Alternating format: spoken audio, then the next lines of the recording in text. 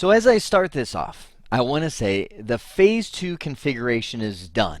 Meaning the layer 2 configuration, well, minus the Wi-Fi and things like that, is done for our branch office. We've got the VLAN set up, we're routing between them, but I mentioned about halfway through doing that configuration that I wanted to add a bonus nugget focused on converting to a router on a stick. And let me tell you why. There's actually two reasons behind my thinking here.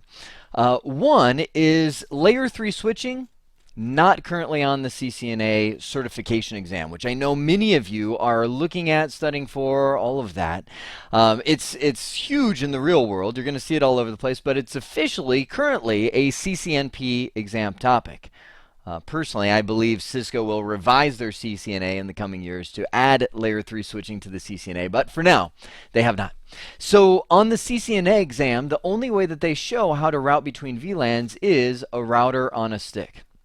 I call it the ROS. So the router on a stick. So that's the number one reason why I want to show this to you, is to make sure that you are prepared for the certification exam, prepared to do a configuration like this, maybe even a simulation. But the second reason why is this is actually a real world thing. I mean, don't let me steer you in the wrong direction by saying everybody's doing this. Yes, everybody is, but there are plenty of offices out there that are small, and I'm talking 10, 20, 30, 50 users. I mean, you can get into that many users and not need a layer 3 switch. The big thing that causes the need for a router on a stick is voice over IP.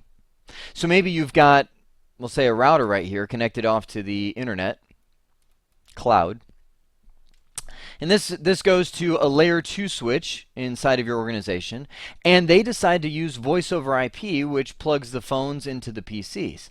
Well, right there, period, without even going further, I would say, yeah, we need a couple VLANs. I mean, if you put the voice, can you put the voice and the computers on the same VLAN? Sure, I've done it in plenty of cases.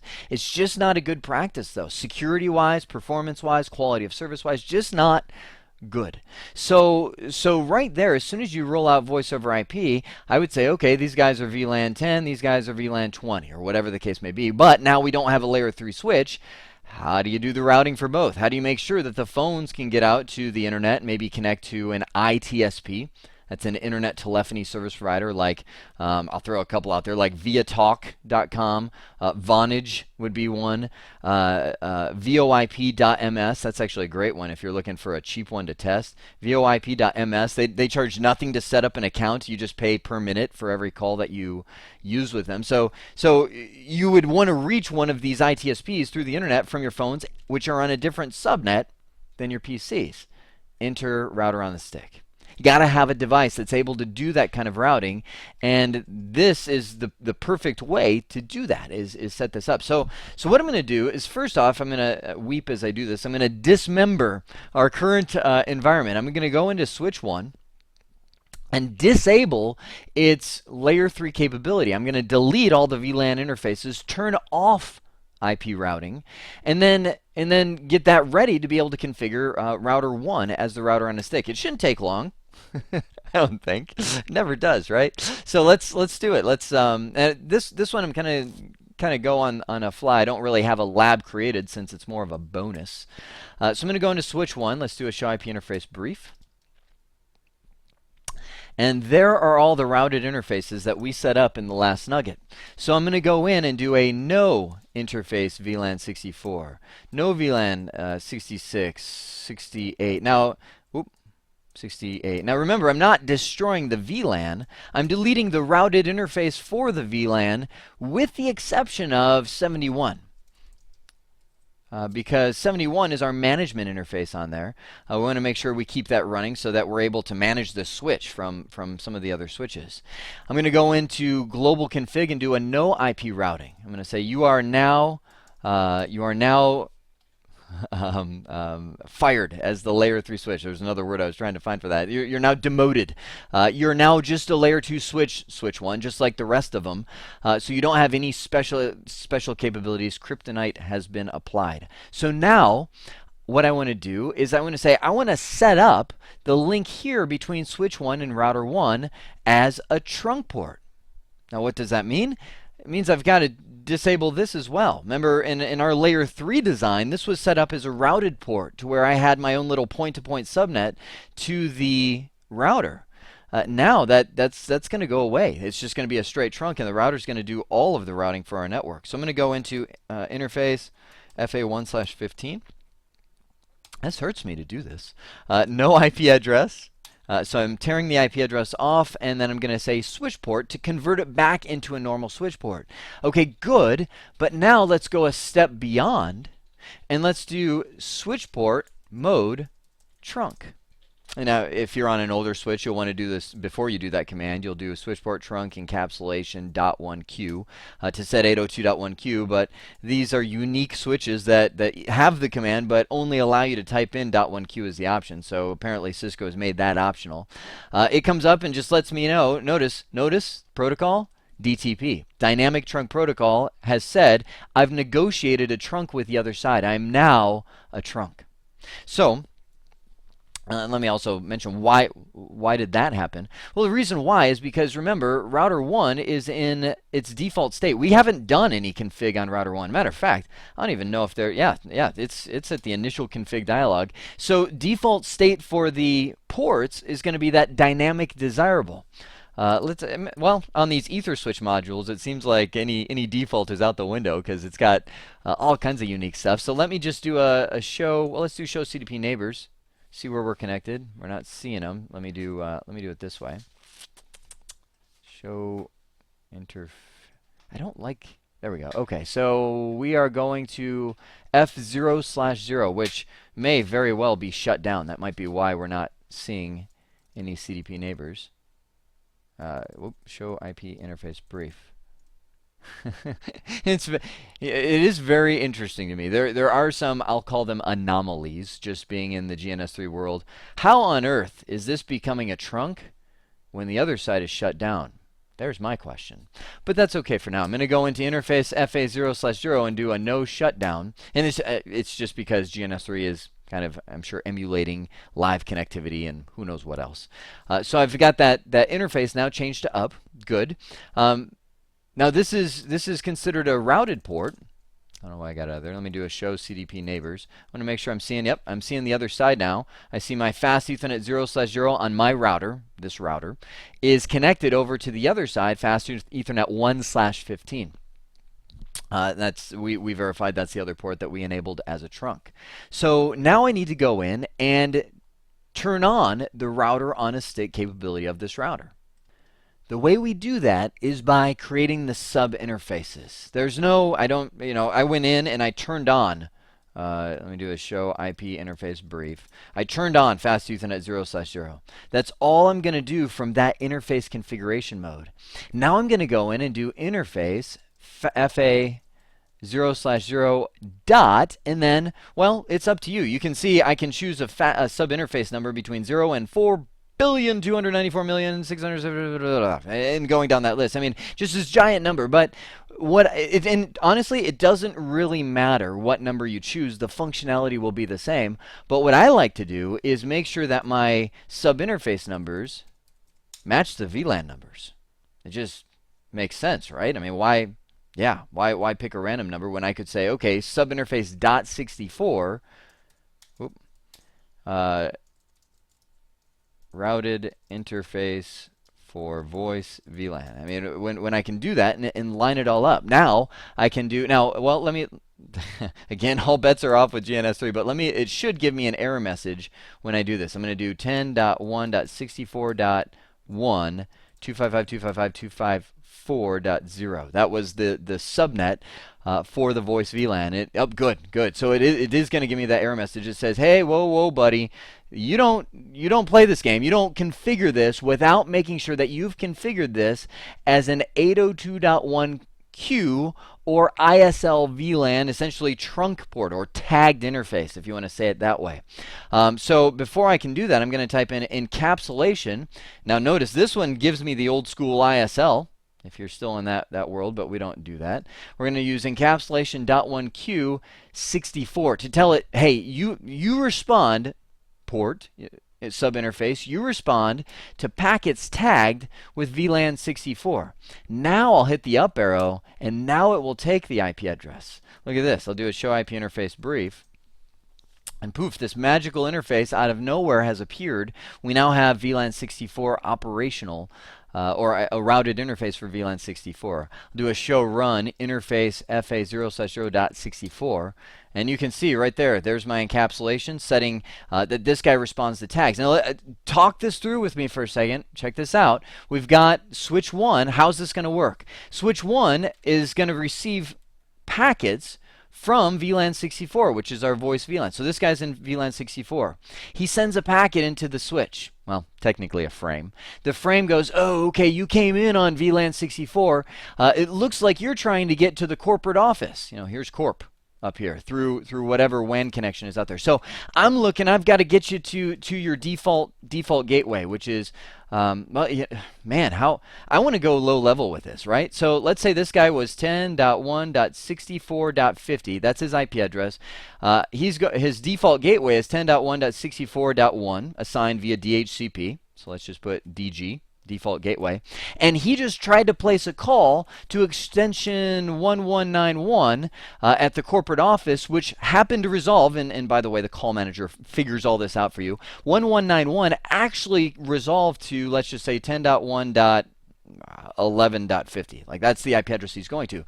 Well, this phone is smart enough to go, whoa, 10.1.11.50. Not on my network, because I'm on the 10.1.64 network. I know my subnet mask. I know that IP address is not on my network, so I need to send it to the default gateway. So let's just do a quick a packet breakdown here. You're going to have the data that it's going to be sending, and what is the data for an IP phone usually? Voice.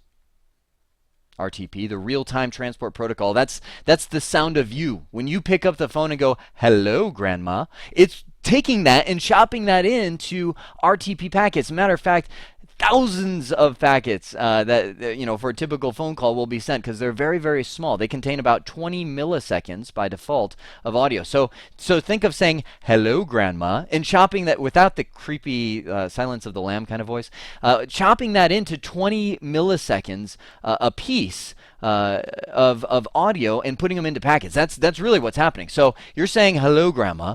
Now I just can't say that without creeping myself out. And that the phone itself is saying, okay, I'm going to take 20 milliseconds of hello. So it's got it's putting that in a packet. It's going to say, okay, the destination IP address. I'm telling you, you're preparing for the CCNA exam, be prepared to do this. Destination IP address is going to be 10.1.11.50, right? I'm going to the phone at the corporate office. I've got to tell it that.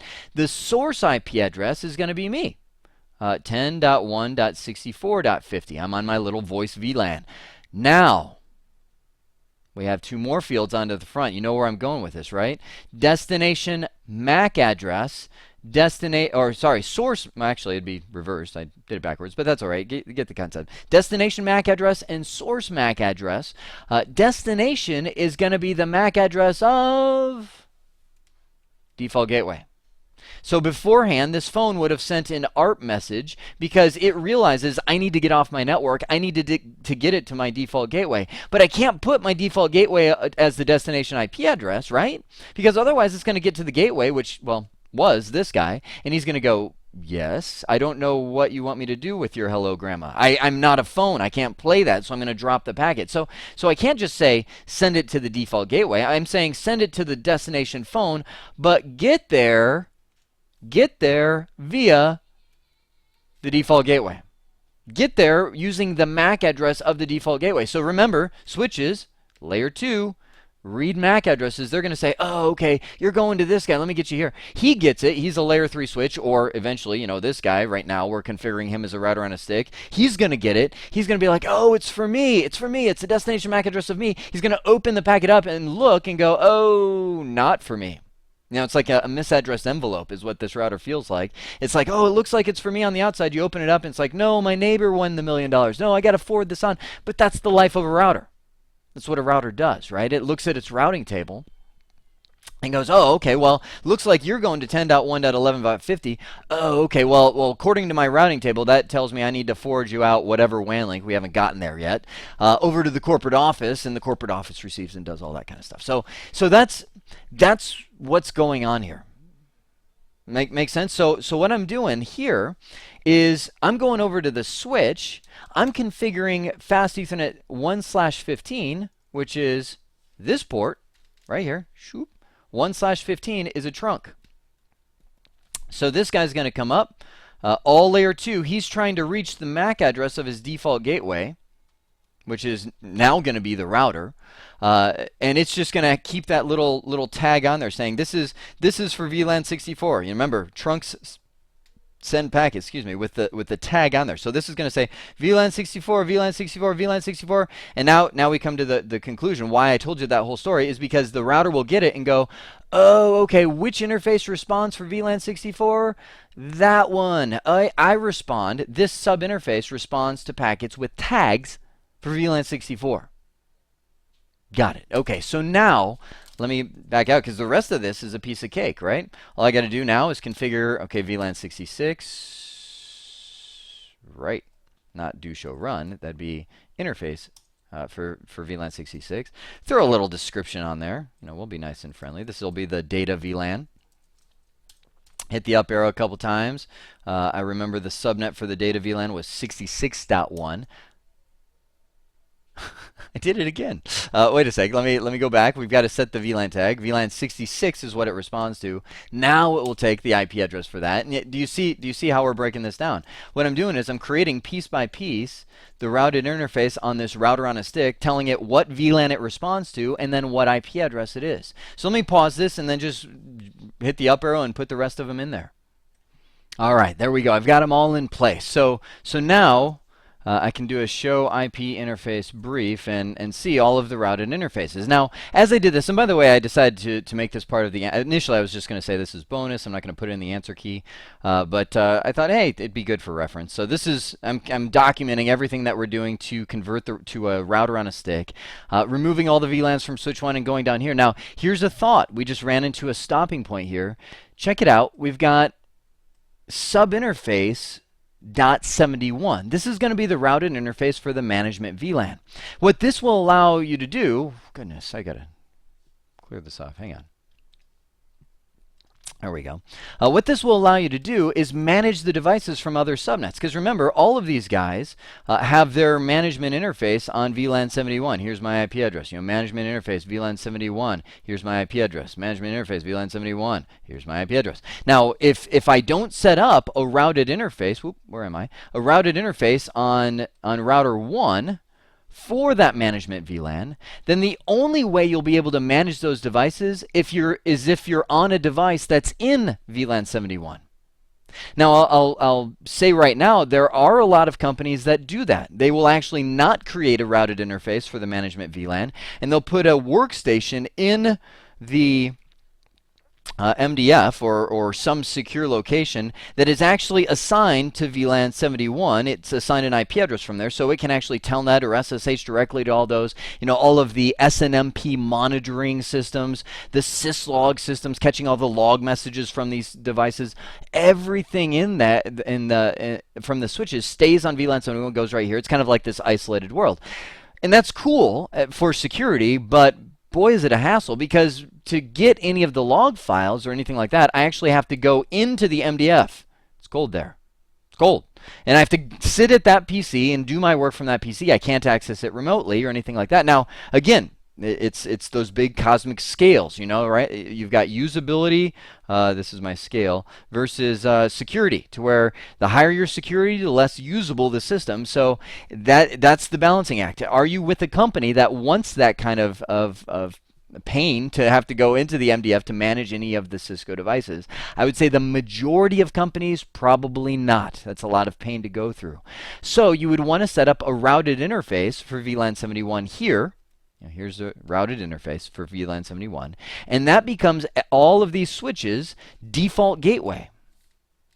So you might be saying, well, okay, Jeremy, what's the problem? Well, I wouldn't call it a problem necessarily, more of a thought we have to go through.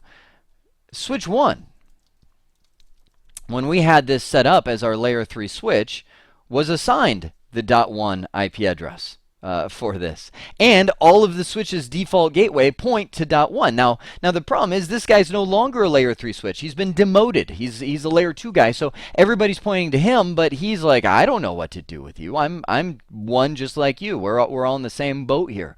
So what I would do if I were in this case, I would say I'm going to reassign this IP address. Yeah, it's not pretty, especially since switch 2 already has .2, switch 3 has .3. But if it were me, I would say, okay, it's less of a hassle to reassign this guy's IP address. Maybe, and by the way, this is the bonus. I'm not going to document any of this. I'm not keeping it this way. I'm keeping it as the layer 3 switch for the rest of this series. I'm just showing you if I was forced in this, I would do interface VLAN 71, and I would do IP address 10.1.71.4, something like that, and exit out and do IP default gateway 10.1.71.1. So I would say, okay, now somebody else is going to be that, and that's where I would then come in, use my little notepad file, and now I can add this. Otherwise, I would have got duplicate IP addresses. Add this to the router. And now that becomes the routed interface for the management VLAN. So at this point, we have now successfully converted from a layer 3 switch to a router on a stick. It's a big step backwards, in my opinion, but that's the kind of material. I mean, again, not everybody has a layer 3 switch in the real world, and on the certification exam, that's the kind of configuration you'll want to know. So let me just do the flyby review. We deleted all of the subinterfaces here, created a trunk port between these guys, converted that back to a switch port. We created the subinterfaces right here. These are my subs for VLAN 64, 66, all of the VLANs. And this guy already has IP routing turned on because he's a router. And now he would be able to receive those packets just like the switch and route between all the VLANs. But yes, I mean, I'm drawing some pictures of traffic flow. Let's say that, well, let's just say PC1 wanted to reach the server. It would come up here, hit the router on the stick, loop-de-loop back around. That's why they call it a router on a stick, and back like this. So it's not as efficient of a traffic flow as if we were using a layer 3 switch. But that's the core of the configuration. So I hope this has been informative for you, and I'd like to thank you for viewing.